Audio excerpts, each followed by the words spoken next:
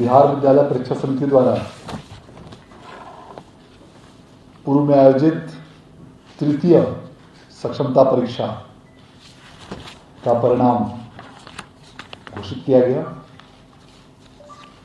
समिति द्वारा इस परीक्षा का आयोजन 23 से 25 जुलाई के बीच किया गया था, जिसमें कुल 24,436 अभ्यर्थी उपस्थित हुए थे और इनमें से कुल 60,893 शिक्षक अभ्यर्थी उत्तीर्ण हुए हैं। और इस प्रकार इन शिक्षक अभ्यर्थियों की उत्तीर्णता का प्रतिशत 32.3% है।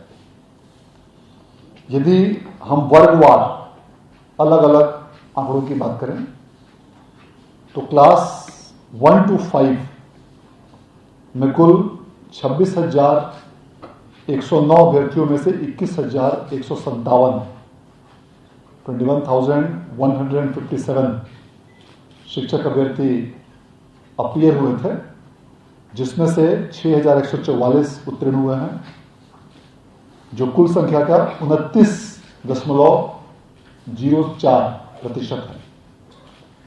वर्ग 7 और 8, 6 से लेकर 8, वर्ग 6 से 8 में कुल 1,802 अभ्यर्थियों में 949 उत्तीर्ण हुए हैं, जो कुल संख्या का 52.66% है।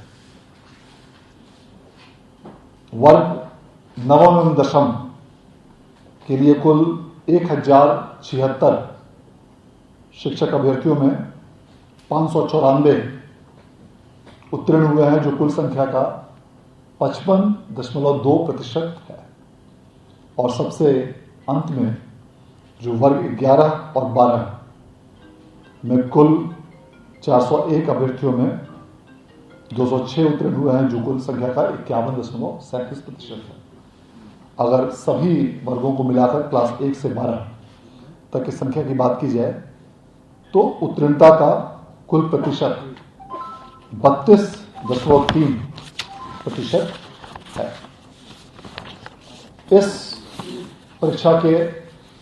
परीक्षाफल की घोषणा के तुरंत पश्चात अब चतुर्थ सक्षमता परीक्षा के आयोजन की प्रक्रिया प्रारंभ की जाएगी और इसके अंतर्गत परसों दिनांक 6 सितंबर से 11 सितंबर तक इस परीक्षा के लिए आवेदन ऑनलाइन रूप से प्राप्त किए जाएंगे।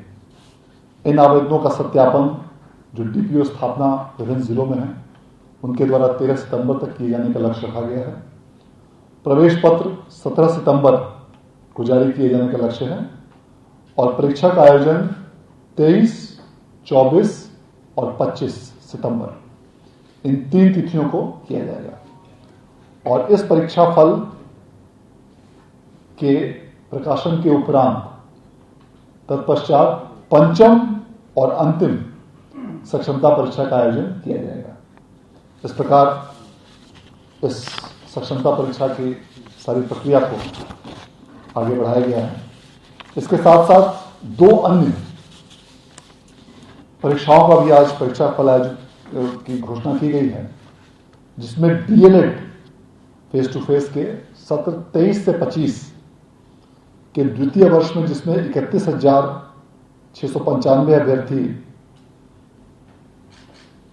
को प्रवेश पत्र जारी किया गया था, जिसमें 28,825 में से 90.94% परीक्षार्थी उत्तीर्ण हुए हैं। उसी प्रकार 24 से 26 के प्रथम वर्ष के लिए कुल 32,941 अभ्यर्थियों का प्रवेश पत्र जारी किया गया था, जिसमें 30,446 अभ्यर्थी उत्तीर्ण हुए हैं, जो कुल संख्या का 92.43% है।